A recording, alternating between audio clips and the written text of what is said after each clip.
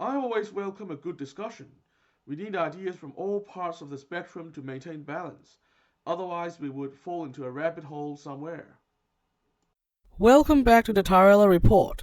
Today, I want to respond to a recent article on Arc Digital by Nicholas Grossman titled What Free Speech versus Social Justice Debates Are Really About.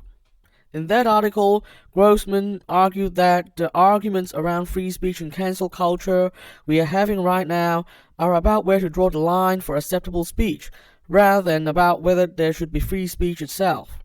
He also provided several examples in which society has made a decision over whether certain expressions should be legal based on the competing principles of free speech versus harm prevention. I agree that there is indeed some kind of line drawing in terms of defining the limits of free speech. This applies even to many people who consider themselves free speech absolutists. For example, I guess few people would support allowing people to yell fire in a crowded theater. Going further, many otherwise pro-free speech people would also support banning people from threatening others with violence or promoting terrorism, for example. So the difference between free speech advocates and those calling for so-called safe speech and other speech restrictions is indeed one of line drawing. The traditional line in liberal societies is defined by physical violence and harm, whereas one's speech does not advocate for or clearly lead to physical violence or otherwise directly lead to significant physical harm. One can say whatever they please. This line has been well accepted almost universally until recently. The reason why it's well accepted is because it is objective and generally considered fair. It is objective because physical violence and harm is objectively observable, which means that there is a standard that almost everyone can agree to, which in turn means that there doesn't need to be any subjective or arbitrary judgment.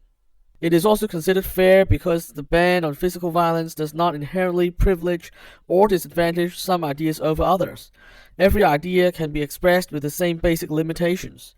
Reformist, progressive ideas and conservative ideas can be argued on the same level playing field.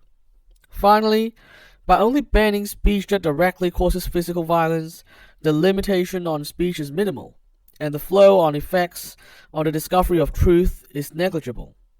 This means the pursuit of knowledge about the objective truth and all the good things that flow from that remains unimpeded.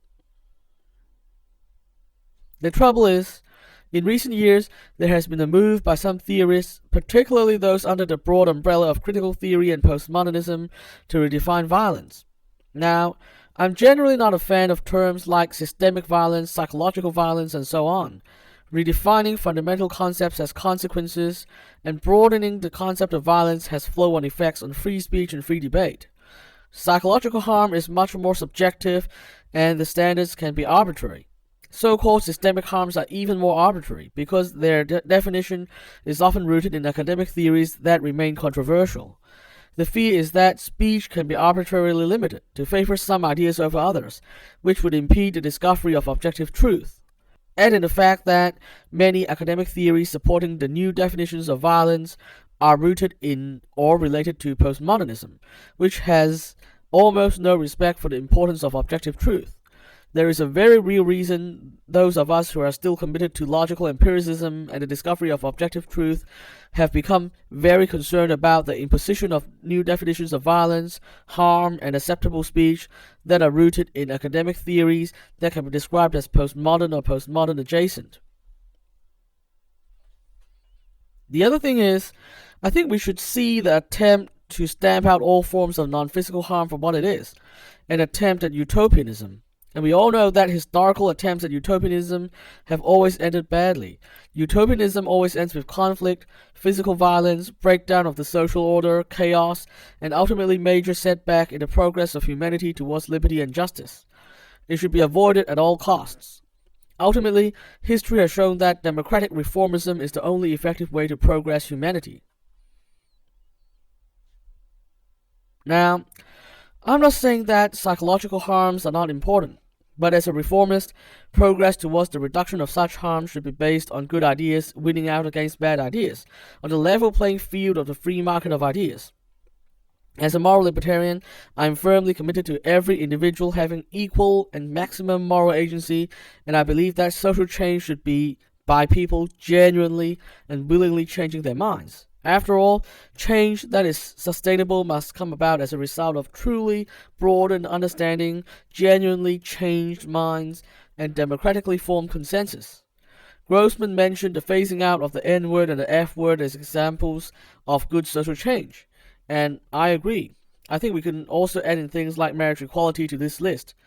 These changes were not forced upon people by cancel culture.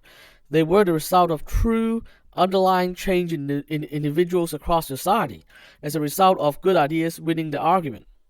Going forward, I think we should stick to what has worked so far and continue to use free speech and the free market of ideas to advance social justice. There is no need to withdraw the time-honored classical liberal line on free speech. We never needed to do so to achieve the positive changes we have so far, and there is clearly no case to justify doing so going forward. That's all for today.